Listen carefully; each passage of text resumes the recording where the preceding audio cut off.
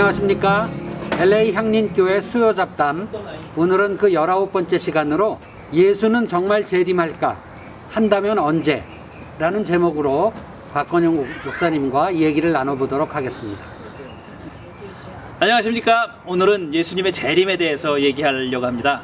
예수님의 재림, 참 오랫동안 기독교인들이 기다려왔죠. 무려 2000년 동안 기다려왔습니다. 그리고 지금도 이 재림이라는 말이 교단의 이름에 들어가 있는 그런 교단도 있습니다. 그러니까 재림을 그만큼 기다리는 거죠. 예수님이 정말 다시 오실까요? 여러분 어떻게 생각하세요? 예수님이 다시 오십니까? 지금 2000년 전에 다시 오시마 하고 가셨다가 2000년 동안 아직 안 오고 계세요. 정말 솔직하게 그 얘기를 해보려고 합니다. 그런데 이 역사적으로 보면 예수님의 재림이라는 생각이, 예수님이 다시 오실 것이라는 생각이 하늘에서 뚝 떨어진 게 아닙니다. 그것도 역사가 있어요. 구약성서에 긴 역사가 있습니다. 그 역사를 쭉 살펴보면서 앞으로 우리는 재림에 대한 신앙적인 태도를 어떻게 해야 될 것인가를 오늘 얘기해 보겠습니다. 기대해 주십시오. 안녕하십니까. 오늘은 예고에서 말씀드린 대로 예수님의 재림에 관한 얘기를 하려고 합니다. 아주 흥미진진한데요. 바로 시작하도록 하겠습니다. 지금 방금 소개 말씀하신 대로 오늘은 예수님의 재림에 대한 얘기를 할 겁니다. 재림, 참 오랫동안 기독교인들이 중요하게 생각해온 주제인데, 먼저 이런 얘기부터 시작해 보겠습니다. 미국의 그 퓨 리서치 센터라는 데가 있죠. 그 기독교와 관련해 가지고 많은 여론조사를 해서 그 결과를 발표하는 기관인데, 퓨 리서치 센터에서 2010년, 좀 오래되긴 했습니다. 그렇게 10년 전에 2010년도에 예수님의 재림과 관련해서 사회조사를 한 게 있습니다. 그 조사 결과를 먼저 소개해 드리죠. 자, 질문 내용은 이거였습니다. 2050년, 그러니까 지금부터 30년 후, 조사를 했던 시점부터는 40년 후가 되겠죠. 2050년까지 예수님이 재림한다고 믿는 미국인이 얼마나 되는지 하는 것을 조사해 봤습니다. 조 선생님, 얼마나 될 것 같으세요? 예전보다 많이 줄어들었을 거라고 생각은 합니다만, 그래도 보수적인 신앙을 갖고 있는 사람들이 어느 정도 있을 테니까 한 반반 혹은 조금 이제 안 믿는 사람들이 좀 늘어난 정도. 예. 제가 정확한 수치를 알려드리죠.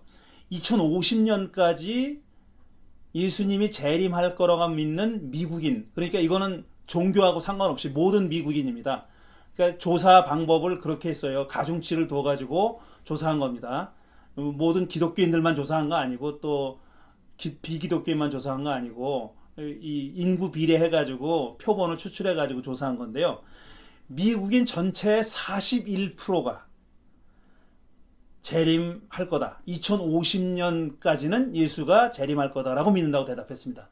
41%니까 얼추 맞히셨어요. 절반이 좀 안 될 것 같다고 하셨는데 41%가 재림을 믿는다고 대답했는데, 그 중에서도 확고하게 2050년까지 예수가 재림할 거다라고 믿은 사람은 23%, 그리고 아마도 그때까지는 예수가 재림할 거다라고 믿은 사람은 18%, 이 정도로 대답이 나왔습니다. 그러니까 전체가 41%인데 확고하게 믿는 사람이 23%, 아마도 그때까지는 예수가 재림할 거다라고 아마도라는 그 부사를 붙여서 대답한 사람들, 그러니까 그런 부사가 붙어 있는데 표시한 사람들은 18%였다는 겁니다.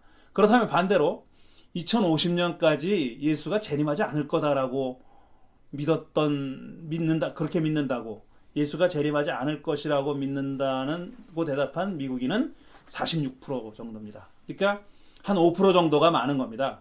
재림할 거라고 믿는 사람보다 재림하지 않을 거라고 믿는 사람이 한 5% 정도 많아요. 46%가 그렇게 대답했습니다. 이게 2010년도 조사인데요. 아마 모르긴 해도, 제가 찾아보진 않았지만 한 20년, 30년 전에만 해도 이 숫자가 역전이었을 겁니다. 그러니까 재림을 믿는 사람 숫자가 더 많았을 거다는 거죠. 재림을 믿지 않는 사람 숫자보다도. 근데 그동안 한 몇십 년 동안 달라진 거죠. 미국 사람들의 신앙에 대한 태도가 달라졌고, 그 다음에 특별히 예수의 재림에 대한 입장이 그렇게 달라진 겁니다. 조금 더 자세히 들어가 보면 이렇습니다. 기독교인들도 여러 이 스펙트럼이 넓지 않습니까? 아주 보수적인 정말 울트라 컨서버티브라고 하는 사람들도 있고, 굉장히 진보적인 그런 자유로운 기독교인들도 있는데, 이것도 제 조 선생님한테 여쭤볼게요.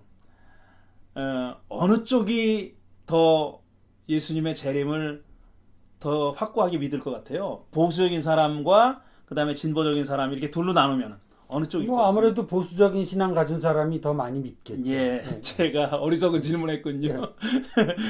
그렇게 대답하실 줄 알았고, 그게 또 맞는 대답입니다.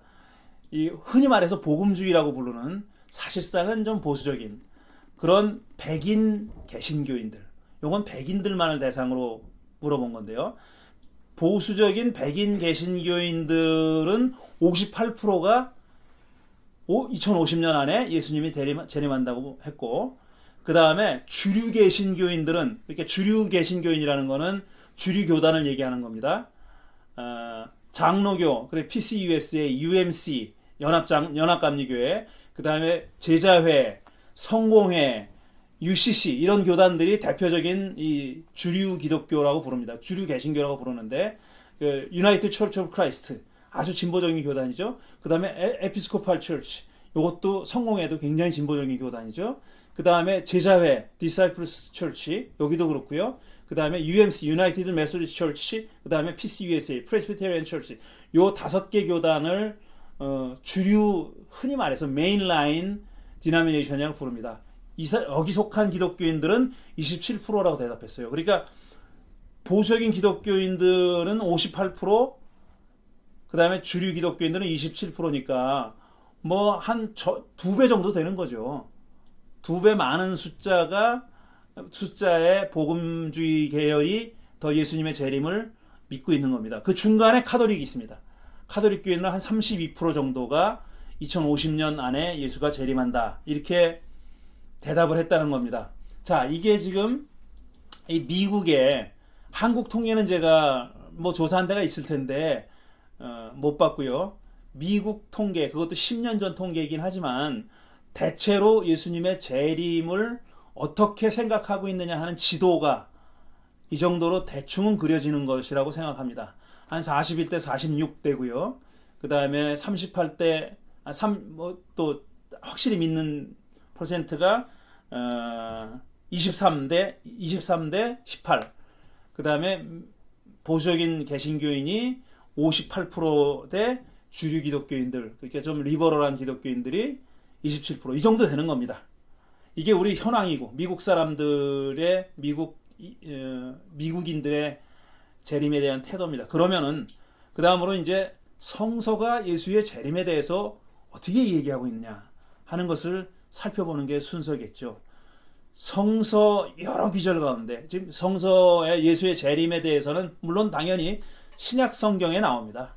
구약 성경엔 예수라는 이름이 안 나오니까, 예수라는 분이 존재하지 않았으니까 재림에 대한 얘기도 물론 없고요. 물론 또 어떤 사람들은 예수의 재림을 미리 예언한 거라고 주장하는 사람도 있지만 저는 그렇게 보지 않고, 이제 예수의 재림에 대한 얘기는 전적으로 신약 성경에 등장하는데, 가장 대표적으로 들 수 있는 구절이 어디냐면은 데살로니가전서 4장 13절에서 18절입니다. 여기 굉장히 재림이 강조되어 있는데, 이 구절은 우리 조 선생님이 좀 읽어주시죠. 예. 13절입니다. 형제 자매 여러분, 우리는 여러분이 잠든 사람들의 문제를 모르고 지내는 것을 바라지 않습니다. 이는 여러분이 소망을 가지지 못한 다른 사람과 같이 슬퍼하지 않게 하려고 하는 것입니다.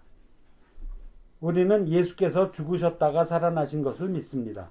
이와 같이 하나님께서 예수 안에서 잠든 사람들도 예수와 함께 데리고 오실 것입니다. 예, 이게 지금 14절 마지막 부분에 잠든 사람들도 예수와 함께 데리고 오실 것이다 그랬어요. 데리고 오신다는 동사의 주체는, 주격은 하나님입니다. 하나님이 그러니까 예수님과 함께 이미 잠들어 있는 사람들, 죽은 사람들을 함께 데리고 오실 것이라 그랬어요. 이게 재림입니다. 예수님이 재림한다는 그런 말씀이죠. 그 다음에 계속 15절 또 읽어주세요. 우리가 주님의 말씀으로 여러분에게 이것을 말합니다. 주께서 오실 때까지 살아남아 있는 우리가 이미 잠든 사람들보다 절대로 앞서지 못할 것입니다. 예, 주께서 오실 때까지, 이게 재림에 관한 예언입니다. 지금 아직 이 일은 일어나지 않았습니다. 근데 곧 일어날 거라고 지금 기대하고 있는 거죠. 그러니까 지금 살아있는 사람도 이미 죽은 사람들보다 앞선다고 이렇게 자랑하지 못할 것이다, 말하지 못할 것이다라고 하면서 예수님이 다시 오신다는 것을 분명히 얘기하고 있는 겁니다. 그 다음에요, 계속 16절. 주께서 호령과 천사장의 소리와 하나님의 나팔 소리와 함께 친히 하늘로부터 내려오실 것이니 그리스도 안에서 죽은 사람들이 먼저 일어나고. 예, 어디서부터 내려오냐면 하늘로부터 내려온다고 그랬어요. 하늘에서부터 내려올 거다. 예수님이 오시는데 뭐 땅에서 솟아나는 게 아니라 하늘에서부터 내려오실 거다라고 말씀하고 있는 겁니다. 그 다음에 17절은 좀 더 자세히 얘기합니다. 그것을. 그 다음에 살아남아 있는 우리가 그들과 함께 구름 속으로 이끌려 올라가서 공중에서 주님을 영접할 것입니다.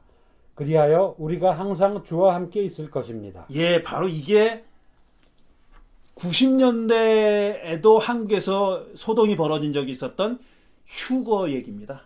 휴거. 예수님이 이제 구름 타고 오실 때 선택받은 사람들도 공중에 들려 올라간다.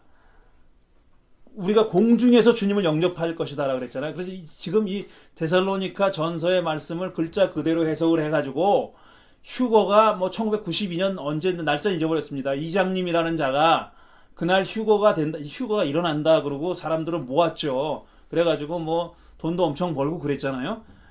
뭐 사기죄로 들어가긴 했어요. 그 다음에 바로 이 얘기입니다. 휴거가 예수의 재림과 맞물려 있는 겁니다.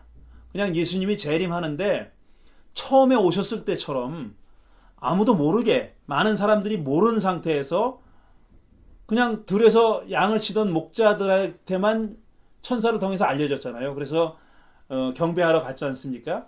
그런 방식이 아니다라는 겁니다. 예수님이 두 번째 오실 때는 누구나 볼 수 있게 구름 타고 하늘로부터 올 것이고, 게다가 또 소수의 선택된 사람들은 자기가 들려 올려져서 공중에서 예수를 맞이할 것이다. 재림할 예수를 맞이할 것이다.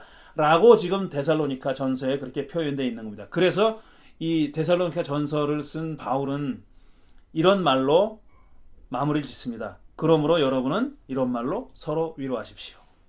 라고 얘기했어요. 자, 그러니까 예수님의 재림에 대한 희망과 신앙의 궁극적인 현실적인 목표는 뭐냐 하면은 지금 고통당하고 있는 혹은 어려움에 빠져 있는 아니면은 고난을 겪고 있는 박해를 당하고 있는 기독교인들로 하여금 이런 일이 일어날 테니까 희망을 가지고 인내하시오 라는 뜻입니다. 서로 위로하면서 인내하시오 라는 뜻으로 지금 바울은 데살로니가 전서에서 이렇게 얘기하고 있는 겁니다. 이게 재림에 대한 얘기는 사실 복음서, 요한서신, 그 다음에 바울서신, 그 다음에 보통 일반서신이라고 얘기하죠. 어디나 다 있습니다. 계시록까지 포함해가지고 예수의 재림에 대한 그 예언은 그게 이루어질 것이다라는 얘기는, 심지어는 곧 이루어질 것이다라는 예언은 신약성서 전반에 걸쳐서 존재하고 있습니다. 어디 없는 데가 없어요. 없는 데가 없이 다 들어있어요. 이렇게 보편적인 그런 신앙의 내용이었는데, 제가 오늘 강조해서 말씀드리려고 하는 첫 번째 것은 뭐냐면은 이 재림 신앙이 어느 날 갑자기 하늘에서 뚝 떨어진 게 아니다라는 겁니다. 그 다음에 한 걸음 더 나아가서 이 예수의 재림에 대한 신앙은 예수님 이전에, 그러니까 구약성서에서 그 뿌리를 찾을 수 있다는 얘기입니다. 그 얘기를 좀 자세하게 설명드리려고 하는 겁니다. 달리 말하면은 재림 신학은 전 역사가 있다. 프리히스토리가 있다. 이게 어느 날 뚝 떨어진 게 아니라 전 역사가 있는 그런 내용이다. 그래서 그 설명을 드릴 때 가장 먼저 떠오르는 그 얘기해야 될 내용은 뭐냐면 구약 성서 정말 여러 군데에 등장하는 야훼의 날이라고 하는 내용입니다. The day of Yahweh 아니면 the day of the Lord 주의 날, 주님의 날 혹은 야훼의 날이라고 하는 아주 그 중요한 신학적인 내용을 담고 있는 그런 개념이 있습니다. 그 개념이 바로 예수의 재림에 대한 전 역사에 해당한다. 예수의 재림 신앙의 전 역사에 해당한다는 겁니다. 그럼 야훼의 날이 어떤 내용을 가지고 있는지 하는 것을 좀 살펴볼 차례가 됐죠. 야훼의 날은 예언자들이 예언을 하잖아요. 예언을 했으니까 예언자지요. 근데 사실은 그 예언자라고 부를 때, the prophet이라고 부를 때, 그 다음에 예언을 prophecy라고 부를 때는 그 내용은 1차적인 정의는 뭐냐면은 미래에 일어날 일을 미리 얘기한다는 뜻에서 예언이 아닙니다. 물론 예언자들은 미래에 일어날 일을 예언하기도 했어요. 하지만 예언자들의 메인 잡은 뭐냐면은 그 사람들이 가장 중요한 그 사람들이 했던 가장 중요한 일은 뭐냐면은 주 과업은 뭐냐면은 하나님이 주신 말씀을 백성들한테 전하는 거예요. 그거는 그 내용이 현재의 내용일 수도 있고 미래의 내용일 수도 있고 심지어는 과거의 내용일 수도 있습니다. 그러니까 미래에 일어날 일을 미리 말해주는 것만이 예언은 아니다라는 뜻이에요. 좀 더 광범위하게 그런 내용도 들어있지만 하나님이 말씀해 주신 것을 알려주신 것을 전하라고 명령해 주신 것을 백성들에게 전하는 일을 하는 사람, 그 사람들이 예언자입니다.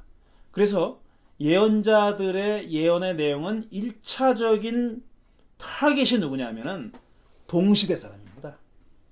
예언자랑 같은 시대 살고 있던 사람한테 예언하는 거예요. 후대 사람들을 위해서 예언하는 게 아니라 그 당시 사람들, 그 시대 사람들을 향해서 던져준 메시지가 예언자들의 메시지라는 겁니다. 그런데 이 예언자들이 자기 동시대 사람들한테 전해줬던 메시지 중에 가장 중요한 주제 중에 하나가 바로 야훼의 날이라는 겁니다. 야훼의 날이 곧 온다. 야훼의 날이 온다. 이게 수도 없이 많은 야훼의 날에 대한 예언이 구약성서 예언서에 등장합니다. 그리고 한두 사람에게만 속해 있는 내용이 아니라 굉장히 여러 사람의 예언자들이, 여러 명의 예언자들이 야훼의 날이라는 언어를, 개념을 사용해서 예언의 메시지를 전했습니다. 그 내용은 뭐냐면 한마디로 요약해서 정의하자면 이겁니다. 임박한 하나님의 결정적인 개입이 이루어지는 날. 하나님이 인간의 역사에 개입하시는데 그 개입하는 시점이 임박했다는 것. 그게 첫 번째고요. 먼 미래에 개입한다. 이거 아니에요. 그게 아니라 야훼 날의 원래 의미는 뭐냐면은 임박한 거예요. 곧 일어난다 이겁니다. 곧 일어난다. 그 다음에 하나님이 이런 저런 방식으로 개입하잖아요. 하나님께서 뭐 성경에 보면 하나님이 개입해서 이런 일도 일으키고 그러잖아요. 근데 인간의 역사에 있어서 특별히 이스라엘 사람들의 역사, 물론 이스라엘만 국한된 건 아닌데 이스라엘 백성들의 역사에 결정적인 개입이 이루어진다는 거예요. 이스라엘 사람들의 운명을 결정짓는 개입. 사소한 개입이 아니라 이스라엘 사람들의 운명을 결정짓는 결정적인 개입이 임박했다. 그게 야훼의 날이다. 이런 겁니다. 이런 내용이 예언자들의 메시지에 계속 들어있었어요. 그런데 이 야훼의 날이라는 것이 그럼 도대체 어디서 왔을까? 구약학자들이 연구했을 거 아닙니까? 근원이 뭘까? 기원이 뭘까를 연구한 사람들 가운데 뭐 여러 가지 주장이 있지만 오랫동안 구약학계에서 정설처럼 받아들여졌던, 지금 더 이상 정설은 아니고 정설은 사실 없다가 됐지만 오랫동안 20세기 중반 이후로 20세기 말까지, 거의 말까지 정설처럼 받아들여졌던 이론은 뭐냐면은 게르하르트 폰 라트라고 하는 독일 구약학자가 얘기한 내용입니다. 그게 뭐냐면은 야훼 날이라는 그런 예언자들의 메시지는 야훼의 거룩한 전쟁이라는 데서부터 왔다는 겁니다.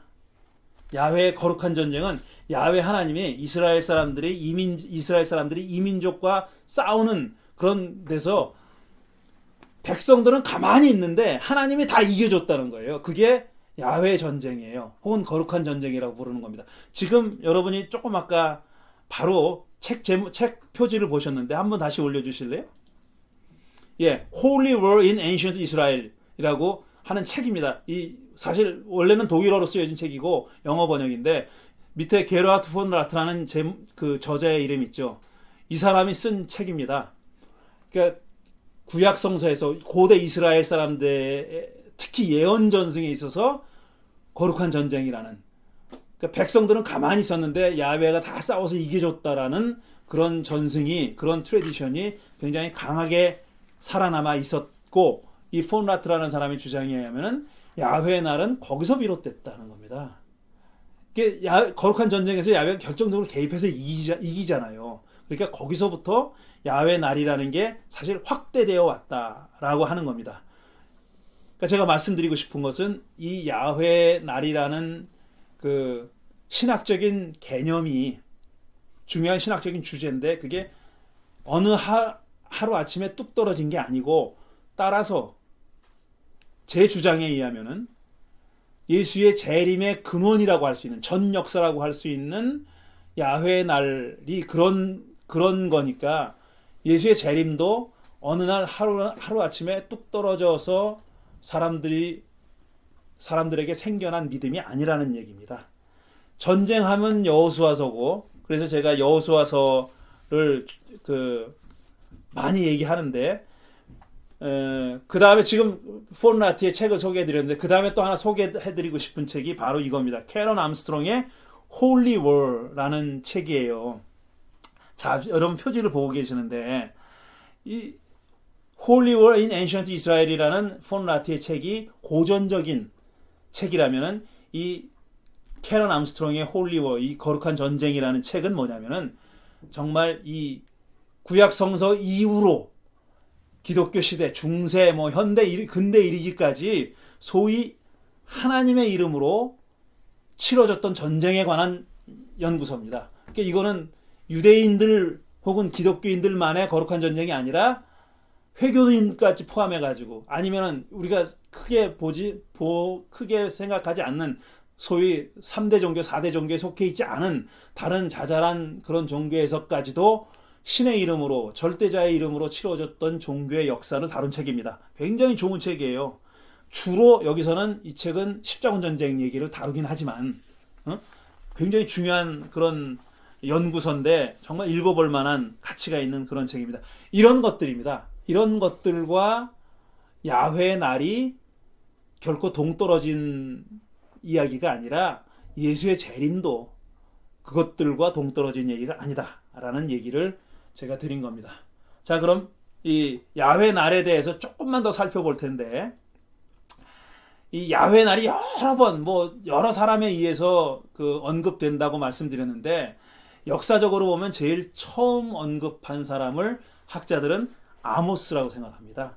기원전 8세기에 활동했던 예언자인 아모스. 그래서 아모스 5장에 나오는 구절을 좀 읽어보겠습니다. 5장 18절부터 20절까지인데요. 여기서 제가 조 선생님께 좀 부탁을 드리겠습니다. 읽어달라고요. 너희는 망한다. 주의 날이 오기를 바라는 자들아. 왜 주의 날을 사모하느냐. 그날은 어둡고 빛이라고는 없다. 사자를 피하여 도망가다가 곰을 만나거나 집 안으로 들어가서 벽에 손을 대었다가 뱀에게 물리는 것과 같다. 주의 날은 어둡고 빛이라고는 없다. 캄캄해서 한 줄기 불빛도 없다. 예, 여기 주의 날 여러 번 나오잖아요. 이 주의 날이 바로 The Day of the Lord, 그러니까 야훼의 날입니다.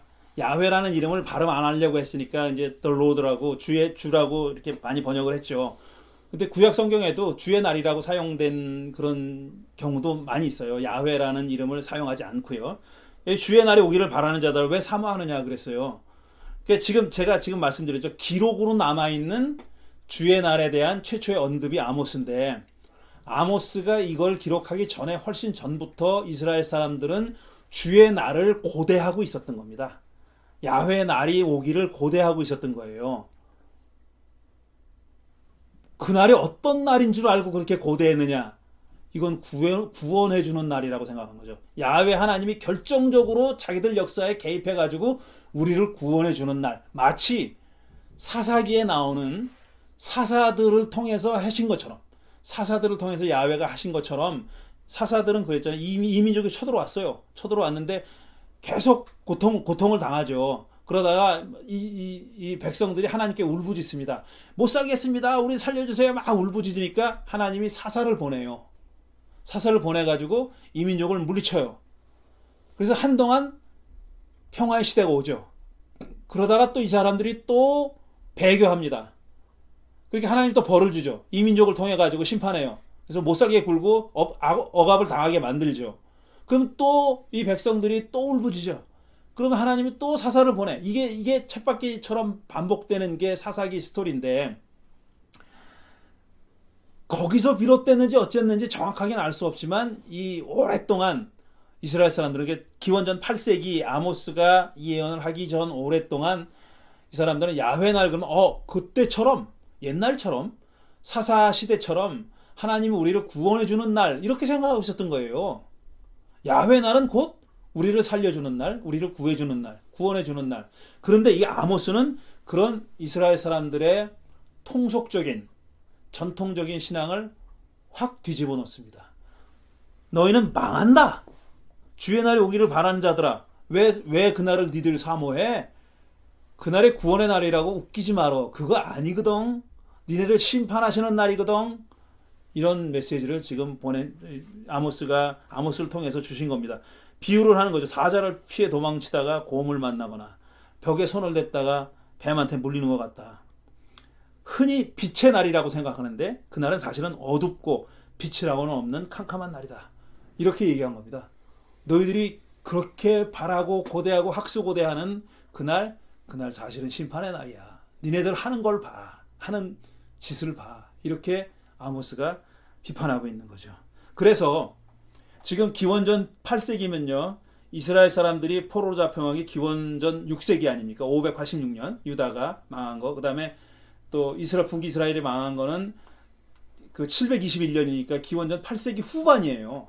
근데 아모스는 그 이전에 활동한 사람들이고, 자, 그래서 포로기 이전에, 유다가 바벨론의 포로로 잡혀가기 이전에 야훼 날은 지금 아모스가 얘기한 것처럼 그 당시 이스라엘 사람들이 믿었던 통속적인 신앙과는 대치되는, 그것과는 맞지 않는 심판과 징벌의 날의 의미를 가지고 있었습니다. 이 날은 심판하고 징벌하는 날이에요. 그런 뜻을 가지고 있었어요. 그리고 또 그럼 왜 그들이 심판을 받느냐 하면은, 심판을 받는 이유는 똑같습니다. 그리고 이 심판의 대상이 늘 이스라엘에만 국한되진 않았어요. 암몬이나 모압이나 이 주변 나라들, 이스라엘 주변 나라들에 대한 심판을 선언한 예언자들도 많이 있거든요. 그러니까 꼭 그 심판의 메시지가 이스라엘만 향한 게 아니었다는 얘기예요. 이민족을 향해서도 유다의 예언자들이 메시지를 전한 겁니다. 우리 야훼 하나님이 그러는데 니들 그러면 안 돼. 니들 그러면 망해. 그렇게 우상을 섬기면 망해. 그렇게 나쁜 짓을 하면 망해. 라고 하는 메시지를 전한 예언자들이 여러 명 있습니다. 그런데 우리가 꼭 짚고 넘어가야 될 내용은 뭐냐면은, 심판의 예언의 대상이 이스라엘이건 아니면 비이스라엘이건 상관없이 야훼 하나님이 심판을 하겠다는 이유는 똑같습니다. 그게 뭐냐면은 폭력과 억압, 압제, 가난한 사람 못 살게 구는 것, 권력자가 권력을 가졌다고 그 약하고 가난한 사람들을 억압하고 착취하고 못 살게 구는 것, 그게 심판의 이유예요. 그거는 대상이 이스라엘 사람이거나 모압이나 암몬이나 이런 사람이거나 가나안 사람이거나 다르지 않습니다. 똑같아요. 똑같은 기준을 가지고 하나님이 심판을 선언하신 거예요. 이게 중요합니다. 이게 흔히 잘못 생각하고 있는데 이스라엘의 신은 야훼는 그러니까 모압이나 암몬이나 가나안이나 이 주변 사람들에 대한 심판의 메시지를 전할 때, 야, 니네들 만약 나를 믿어야 되는데 나를 안 믿고 이상한 신을 섬기고 그래서 너희들 벌 받을 거야, 이렇게 얘기하지 않아요. 그렇게 얘기하지 않고, 니네들 있잖아, 힘 있는다고 못 사는 사람들 억울한 짓 많이 했지, 많이 뺏어 먹었지, 억압하고 착취했지, 그러니까 니들은 망하는 거야 라고 얘기했다는 거예요. 이건 굉장히 중요한 내용입니다. 자, 그 다음에 또 조금 더 나가 볼게요. 그 다음에 이사야 2장부터 2장 11절부터 17절까지인데, 여기도 그날이라는 이름으로, 여기는 그날이에요. On that day 라고 그래요. 야훼라는 이름이 없어요. 또 로드라는 주의 날이라는 이름도 없어요. 하지만 누가 봐도 여기서 말하는 그날은 야훼의 날이에요. 그날이라는 표현을 함으로써 그 야훼 날에 대해서 서술하는 귀절들이 있습니다. 제가 좀 읽어볼게요. 2장 11절 이하입니다. 그날에 인간의 거만한 눈초리가 풀이 죽고 사람의 거드름이 꺾이고 오직 주님만 홀로 높임을 받을 것이다. 제가 지금 말씀드렸잖아요. 그날은 이런 자들이 심판받는 날이에요. 거만한 눈초리, 거드름 피우는 이런 자들, 그러니까 권력자들 얘기하는 겁니다. 힘을 마음대로 발휘하는 쓰는 사람들, 그런 자들 얘기하는 거예요. 그들의 거드름이 꺾이고 오직 주님만 높임을 받을 것이다. 이렇게 말했고요. 그날은 만군의 주께서 준비하셨다. 모든 교만한 자와 거만한 자, 모든 오만한 자들이 낮아지는 날이다. 설명 더 안 해도 되죠? 제가 지금 말씀드린 내용입니다. 그 다음에 13절, 또 그날은 높이 치솟은 레바논의 모든 백향목과 바산의 모든 상수리 나무와 모든 높은 산과 모든 솟아오른 언덕과 모든 높은 망대와 모든 튼튼한 성벽과 다시스의 모든 배와 탐스러운 모든 조각물이 다 낮아지는 날이다. 이거는 메타포죠. 비유입니다. 실제로 건축물이 낮아진다는 뜻이 아니에요. 어떤 실제로 나무가 낮아진다는 뜻이 아니라 그것이 상징하는 권력자들이, 압제자들이 거꾸로질 것이고 낮아질 것이고, 이렇게 설명한 거죠. 그렇게 표현하는 거죠. 그 다음에 마지막으로 17절 보면은 그날에 인간의 거만이 꺾이고 사람의 거드름은 풀이 죽을 것이다. 오직 주님만 홀로 높임을 받으시고 우상들은 다 사라질 것이다. 이렇게 마무리 짓고 있습니다. 이게 그날이에요. 야훼의 날은 한마디로 얘기하면 거드름 피우던 사람들이, 거드름 피우는 권력자들이 자기들이 겪어야 할 운명을 겪는 날, 다 낮아지는 날, 그 권력을 빼앗기는 날, 오만함을 버려야 되는 날, 이런 뜻으로 말하고 있습니다. 이렇게 포로기 이전에는 주로 심판과 징벌의 예언이었는데, 유다가 바벨론의 포로로 잡혀가서 이렇게 포로 시대가 열리면서 이 주의 날, 야훼의 날과 관련된 메시지의 내용이 확 달라집니다. 이때부터는 주로 야훼의 날 그러면은 그날은 구원의 날이고 회복의 날이다, 회복하는 날이다라는 메시지로 그렇게 바뀝니다. 제가 예를 들어 볼게요. 자, 스가랴 예를 드는데, 스가랴는 이제 포로기 시대의 예언자입니다. 스가랴 12장 3절부터 6절인데요. 요거는 제가 좀 읽어보겠습니다. 그날이 야훼의 날입니다. 그날에 세상 모든 이방 민족이 예루살렘에 대항하여 집결할 때에 내가 예루살렘을 바위가 되게 할 것이니 모든 민족이 힘을 다해서 밀어도 꿈쩍도 하지 않을 것이다. 그 바위를 들어 올리려고 하는 자는 누구든지 상처를 입을 것이다.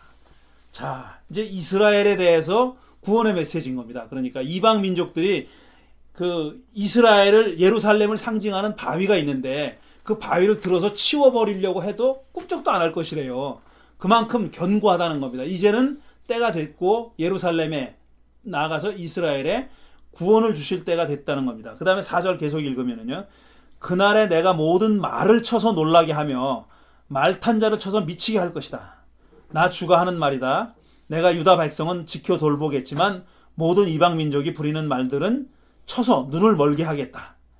그러면 유다의 지도자들은 속으로 예루살렘에 사는 사람들이 그들의 하나님 만군의 주를 힘입어서 강하게 되었다 할 것이다. 그날에 내가 유다의 지도자들을 나무단 사이에 놓인 과열된 도가니처럼 곡식단 사이에서 타는 횃불처럼 만들겠다.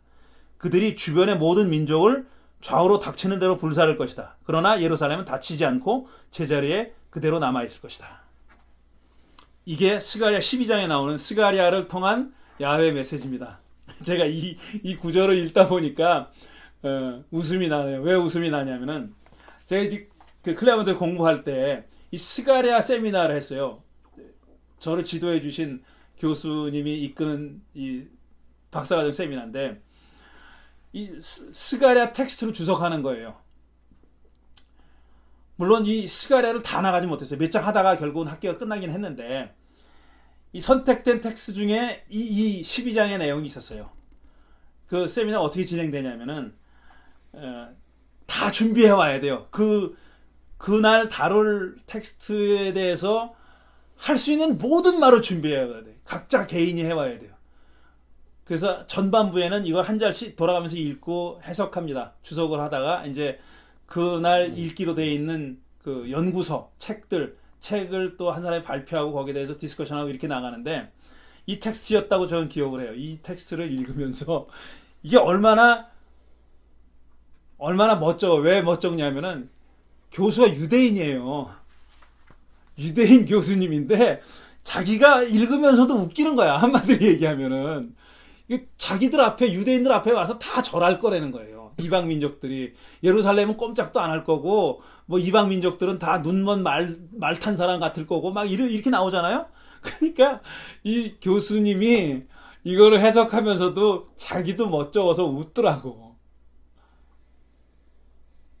그런 웃기는 일화가 있었습니다. 어쨌든 지금 포로기 이후의 시대의 예언자인 포로기 시대의 예언자인 스가랴는 야훼의 날을 구원과 회복의 날, 자기들이 지금 귀향하는 날, 돌아가서 예루살렘을 다시 세우고 그 예루살렘은 이젠 돌처럼 꿈쩍도 하지 않는 그런 단단한 그런 곳이 될 것이고 이 민족들이 글로 와가지고 경배하게 되는 그런 날이다.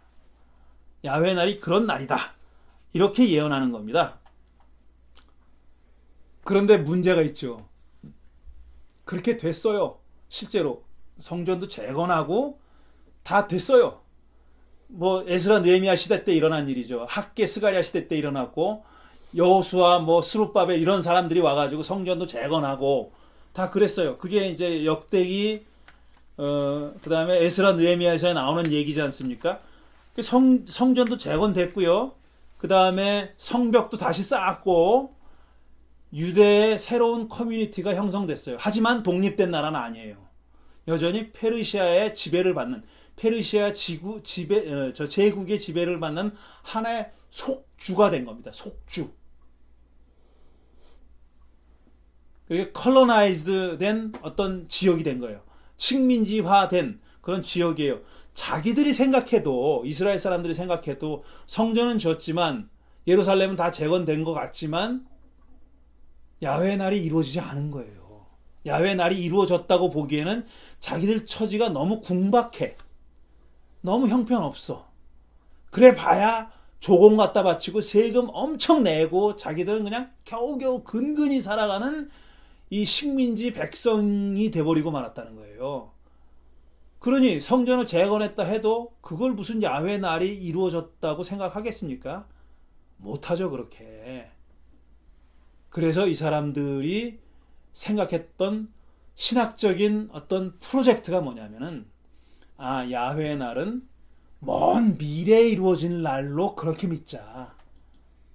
이게 안 이루어진 건 확실한데 그럼 언제 이루어질지 자기들도 보장이 없는 겁니다. 확신이 없는 거예요. 그래서 이 사람들이 야훼의 날의 성취를 먼 미래로 미루어 놓은 겁니다. 이렇게 미루어 놓게 된 데는 그 당시부터 싹 터서 발전하기 시작한 소위 묵시문학의 영향을 또 강하게 받은 겁니다. 묵시문학은 뭐냐면은 한마디로 얘기하면 세상에 끝날이 온다.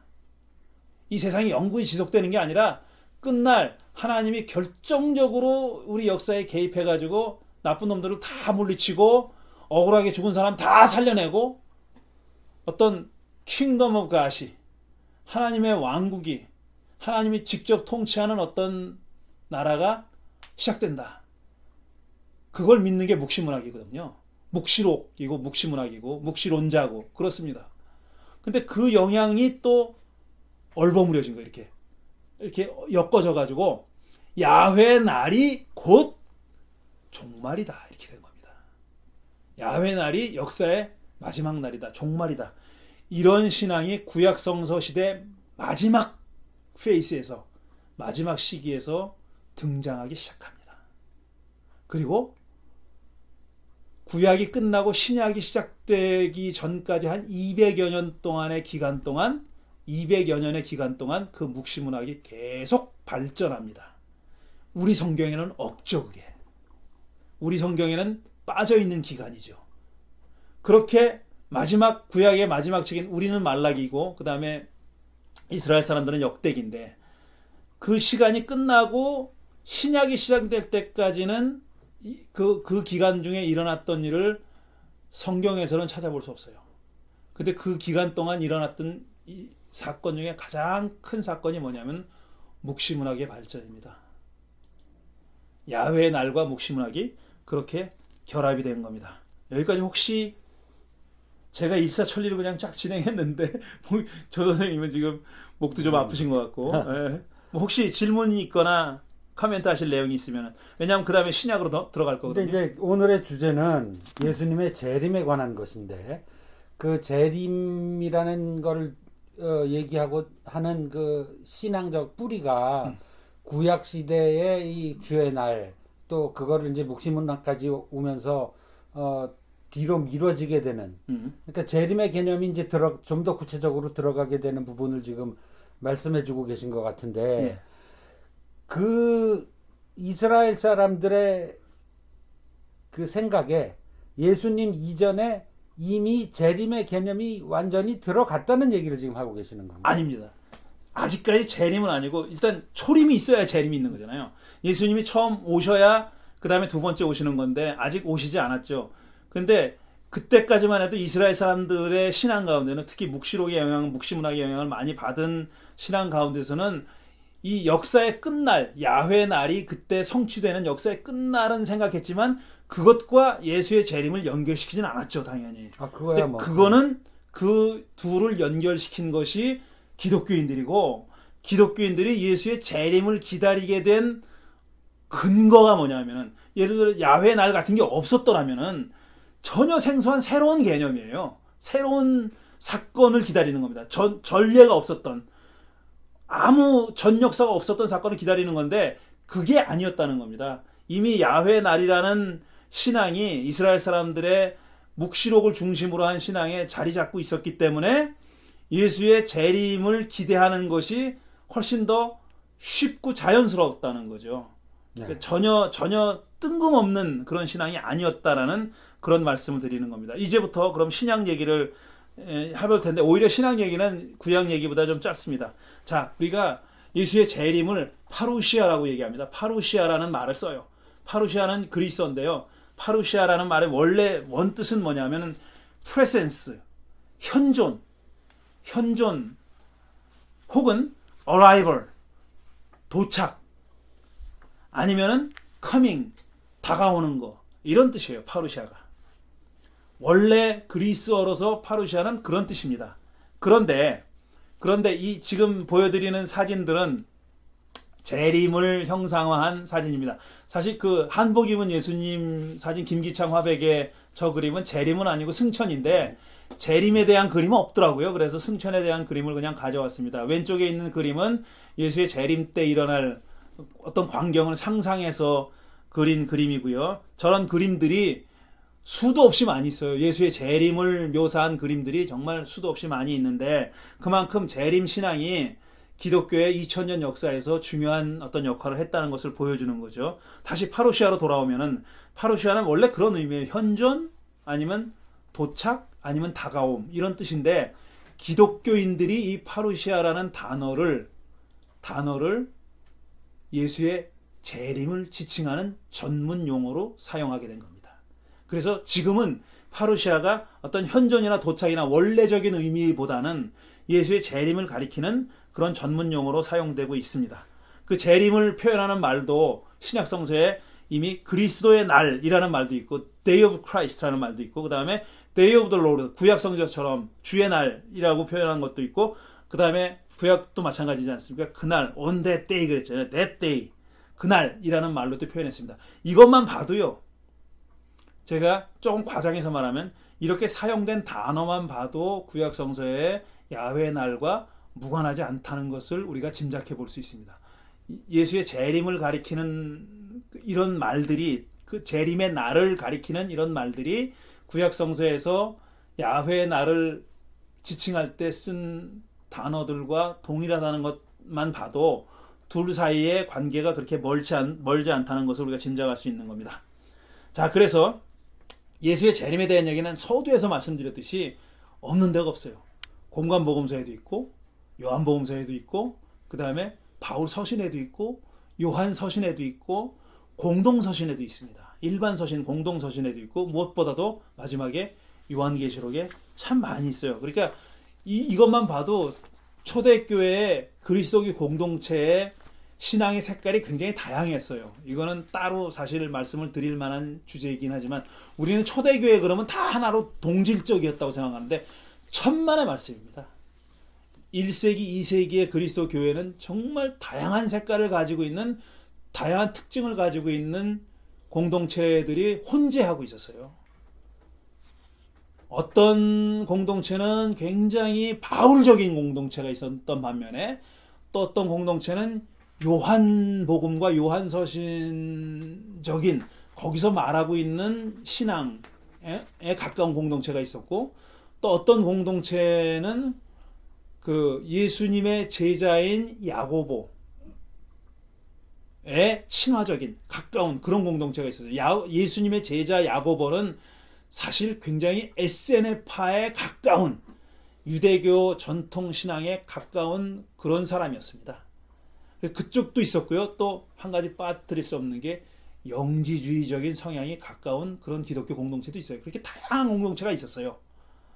색깔이 하나가 아니라 정말 무지개 이상으로 많은 숫자를 가지고 많은 색깔을 가지고 있는 다양한 공동체가 있었는데 이들 공동체의 거의 공통적인 신앙이었다는 겁니다. 재림 신앙이. 이런 여러 문서에 각기 다양한 문서에 예수의 재림에 대한 기대와 신앙이 드러난 걸 보면은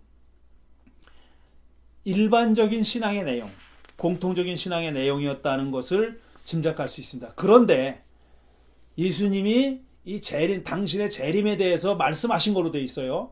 그런데 그 말씀의 내용을 보면은 우리가 좀 주의 깊게 읽어야 될 대목들이 있습니다. 그 몇 가지를 가져왔어요. 그래서 제가 먼저 7장, 마태복음 7장 22절의 말씀을 제가 읽어달라고 조 선생님께 부탁을 하겠습니다. 그날에 많은 사람이 나에게 말하기를 주님 주님 우리가 주님의 이름으로 예언을 하고 주님의 이름으로 귀신을 내쫓고 또 주님의 이름으로 많은 기적을 행하지 않았습니까? 할 것이다. 이야, 그날이 바로 예수의 재림의 날이에요. 인자가 다시 오시는 날로도 표현됐고요. 그날이 재림의 날인데 그 재림의 날에 어떤 일이 일어날 거냐면 가짜들이 득식을 할 거다. 이거 가짜입니다. 주님의 이름으로 예언하고 귀신 쫓아내고 병도 고쳐졌다. 행하지 않았습니까? 그랬다는 거잖아요. 이 말의 내용을 보면은요. 가짜들이 이런 일을 했다는 거예요. 여러분 착각하지 마세요. 가짜들이라고 이런 일을 못한다 이런 게 전제되어 있는 게 아니에요. 가짜들인데도 불구하고 이런 일을 했다.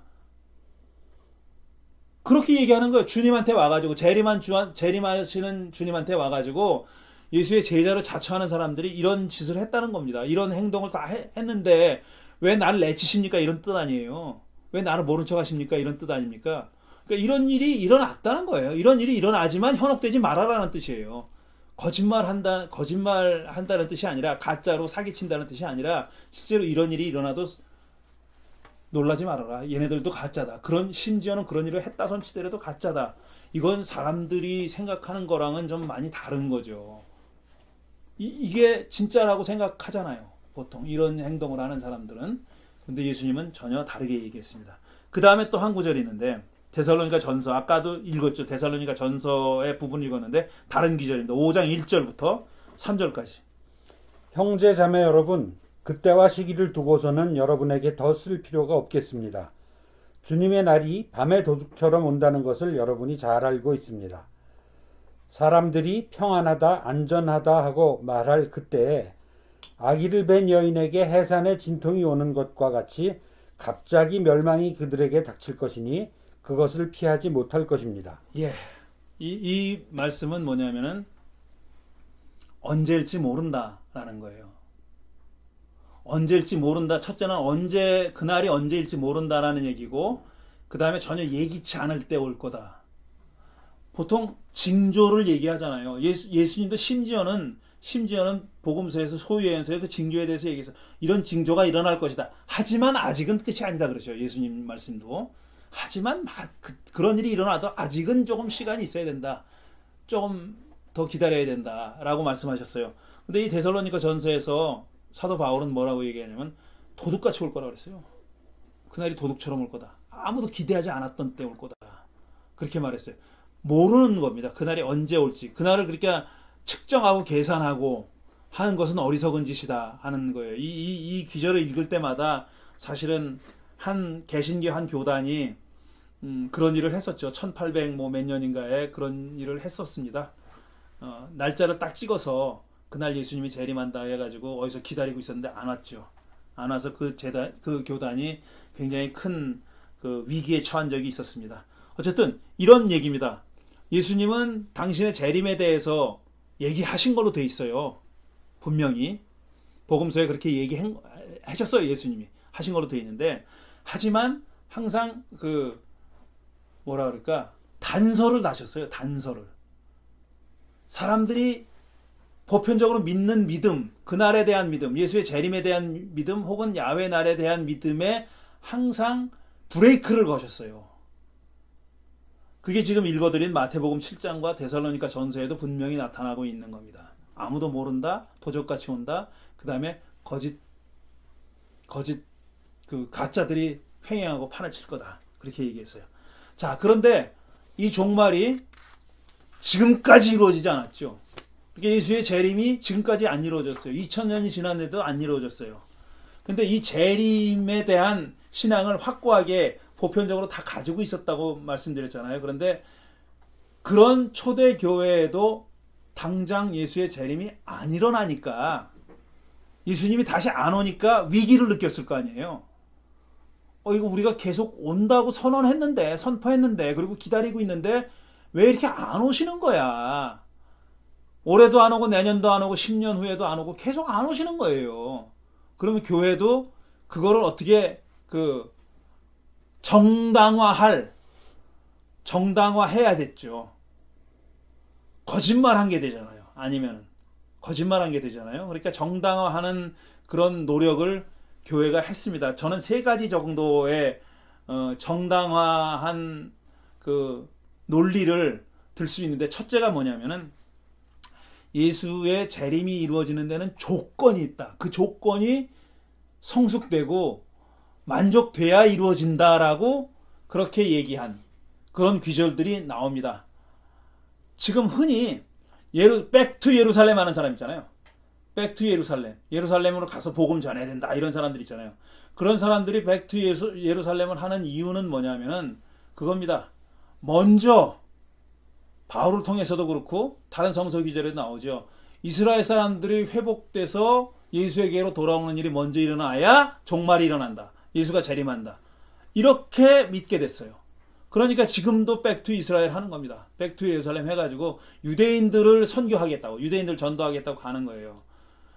이런 여러 가지 재림이 이루어지기 이전에 먼저 이루어져야 할, 재림 이전에 먼저 이루어져야 할 조건들을 생각해내기 시작했어요. 그 중에 하나가 바로 이스라엘 족속의 회복입니다. 그런 게 있었고, 그 다음에 아까 묵시록의 영향을 받았지만, 종말은 지금 우리 세대, 혹은 우리 후세대 이 정도에 이루어지는 게 아니라 먼 미래에 이루어지는 거다. 역사의 마지막에 이루어지는 거다. 라고 종말을 훨씬 시간적으로 뒤로 밀어놨습니다. 그 다음에 3번째로는 그날과 그 시는 아무도 모른다. 이제는 언제 이루어질지 모른다 라고 얘기하게 된 거예요. 이 세 가지가 지연되는 종말, 지연되는 예수의 재림을 정당화하는 어떤 논거로 사용됐습니다. 성경에, 신약 성경에도 그런 내용들이 얼굴을 내밀고 있고요. 이미 있고, 그 이후에 교부들이나 이런 사람들에 의해서 계속 이런 논리들이 계속 개발되고 확장됐습니다.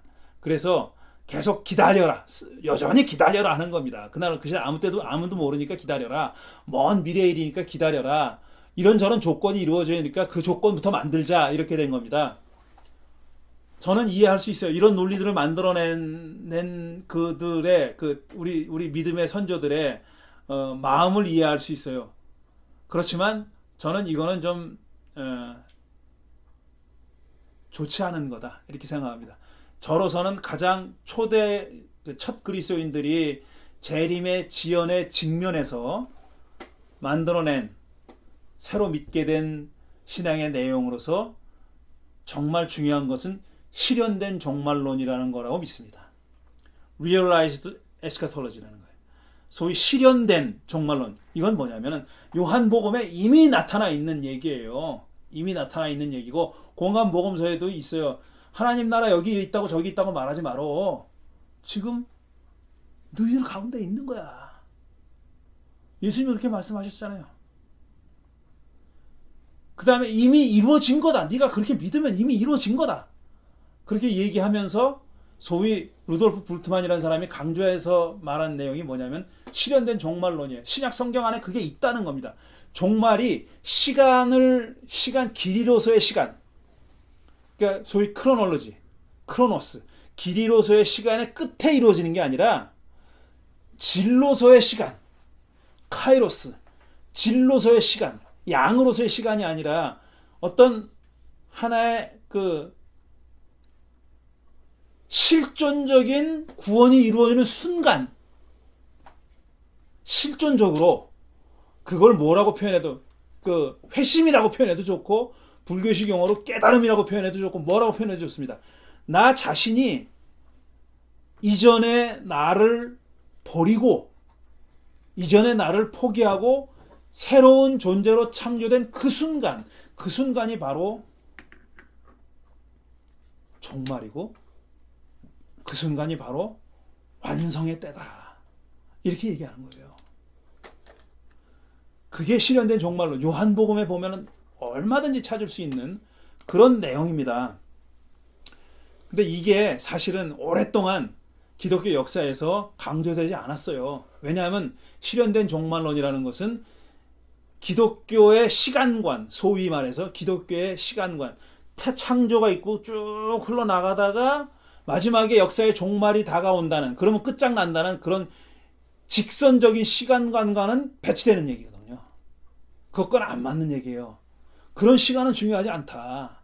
지금 어느 순간에, 어느 점이라는 순간에 이 수직으로 하나님과 인카운터하는, 대면하는 그 순간이 실존적인, 말하자면 종말의 시간이다 라는 신앙이거든요. 그래서 이게 각광받지 못했어요. 그동안은 각광받지 못했어요. 그런데 생각해보면 이제 지금 21세기는 하나님에 대한 생각도, 그 다음에 소위 역사와 시간에 대한 생각도 다 달라져야 됩니다. 따라서 저는 재림에 대한 생각도, 기대와 신앙도 이거는 정말 환골탈태해야 된다고 생각하는 거예요. 제가 설교에서 여러 번 얘기했는데, 지금 설교하고 다른 얘기를 하니까, 설교하고 다른 마당이니까 그 얘기를 다시 할 수는 없는데, 진화와 관련해 가지고, 그 다음에 여러 가지 얘기했죠. 자연신학 얘기하면서 많이 얘기했는데, 우리가 생각하는 시간은, 우리 기독교인들이 생각하는 수천 년은 시간 단위가 아니에요. 이거는 이제는 수십만 년, 수억 년을 생각해야 됩니다. 수백만 년을 우리 인간이 그렇게 긴 시간 동안 조금씩 변화해갖고 돌연변이를 거쳐가지고 계속 환골탈태해 왔어요. 계속 그렇게 달라져 왔어요. 근데 우리가 시간을 계산할 때도 100년, 200년, 한 세대, 두 세대, 이건 우리 인간 지금 시간의 단위가 아니에요. 그런 시간의 단위를 생각하면 안 돼요. 굉장히 긴 시간이고 그 다음에 시간도 그렇게 어떤 점이 이어지면은 선이 되고 이 선이 계속 갈 거다 이렇게 생각하면 안 돼요. 그런 시간관이 아니에요. 이제는 그런 시간관과 맞지 않아요. 언젠가 이 시간이 종말이 올 거다. 이거 우리 버려야 됩니다. 그런 시간관을 포기해야 돼. 버려야 돼요. 그거는 이제 우리가 가져야 될 시간관이 아니에요. 그러니까 하나님에 대한 생각도 우리가 달라져야 되고, 그 다음에 시간을 생각하는 생각도 달라져야 되고, 따라서 어느 시점에 역사적으로 길이에서 어느 시점에 예수님이 다시 재림할 거다라는 생각도 우리가 달라져야 됩니다. 저 개인적인 얘기를 할게요. 저는 예수님이 재림할 거라고 믿지 않습니다. 저는 믿지 않아요. 네가 안 믿는 게 뭐 중요해? 맞아요. 내가 안 믿는 게 뭐가 중요해? 제가 지금 말하는 시간이니까, 제가 말하는 그런 마당이니까 제 생각을 얘기하는 거예요. 저는 예수님이 재림할 거라고 믿지 않아요. 하지만 하나님은 이런 재림을 믿지 않는 저를 버리지 않을 것이라고 저는 생각해요. 네가 재림을 안 믿으니까 너는 기독교인이 아니야. 이러시지는 않을 거라고 생각해요. 저는 예수님이 이미 오래전에 내 안에 오셨습니다. 저는 더 예수님이 다시 오실 이유는 없다고 생각해요. 예수님의 재림을 기다렸던 초대 기독교인들은 뭔가 부족했기 때문에 기다린 겁니다.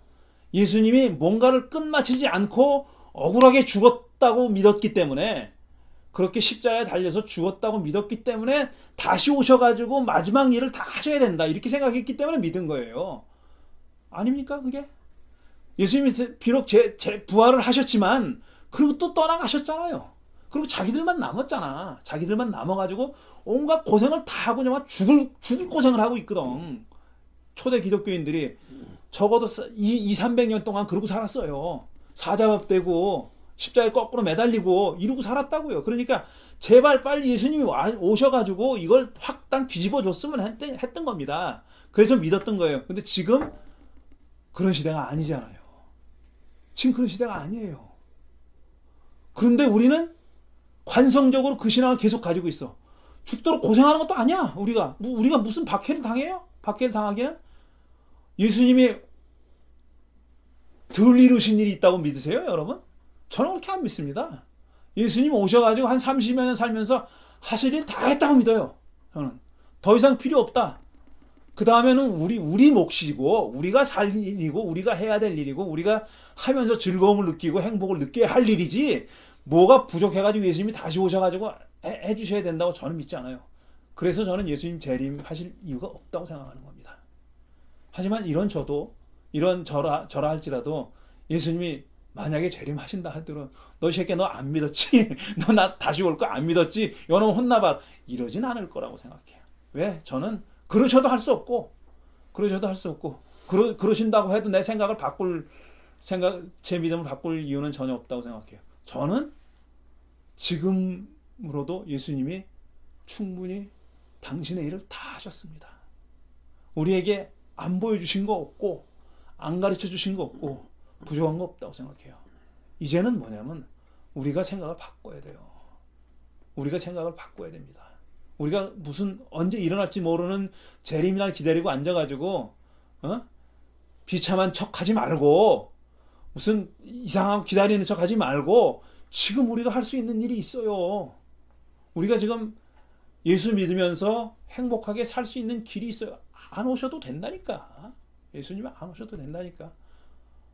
저는 그게 답답한 거예요. 그러지 않는 요즘 기독교인들의 풍경이 너무나 안타까운 겁니다. 미래는 하나님과 우리가, 예수님과 우리가 함께 열어가야 할 백지입니다. 우리가 만들어 가야 되는 거예요. 어떤 시점에 예수님이 와가지고 다 해결해 주시는 그런 미래가 아니에요. 우리가 차근차근 하나하나씩 만들어가고 쌓아가야 될 미래고, 저는 재림신앙이 그런데 도움이 안 된다고 생각합니다. 그래서 저는 재림을 믿지 않습니다. 그리고 제가 감히 권한다면 여러분도 그런 신앙은 버리셨으면 좋겠어요. 제가 오늘 하려고 했던 얘기는 이겁니다. 생각보다 굉장히 길게 했네요. 우리 저기 이 제작에 관여하고 계시는 스태프들한테는 40분이라고 뻥을 쳤는데 아마 그분들도 안 믿었을 거예요. 40분이라는 거. 안 믿으셨죠? 저 선생님. 워낙 주제가 할 얘기가 많은 주제이기도 하죠.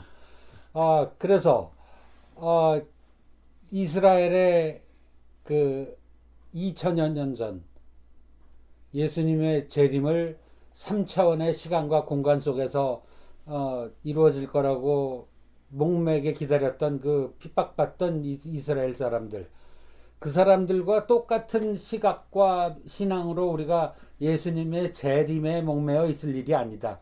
우린 이미 실현된 종말, 예수님을 우리 마음 안에 모시고 그 완성된 예수님의 사역을 배우고 따라가면 될 일이지, 재림이 돼서 또 피동적으로 예수님이 뭔가 해주시길 기다리는 그런 신앙관을 가지면 안 된다.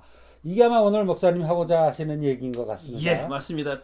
하나만 좀 보태자면은 그 배우고 따라가는 것도 있지만 우리가 저는 이런 표현을 더 좋아합니다. 주님과 함께 만들어가는 미래다. 우리가 어떤 예수님이 하신 일을 모방하고 카피하는 게 아니라 이제부터는 우리가 예수님과 더불어 미지의 어떤 영역을 개척해 나가는 그런 때라고 저는 그렇게 믿습니다. 바로 지난 시간에 그 말씀하셨던 우리와의 관계 속에서 미래를 만들어 가시는 하나님, 그 개념하고도 일치한다고 봐도 되겠네요. 그렇습니다. 예. 예.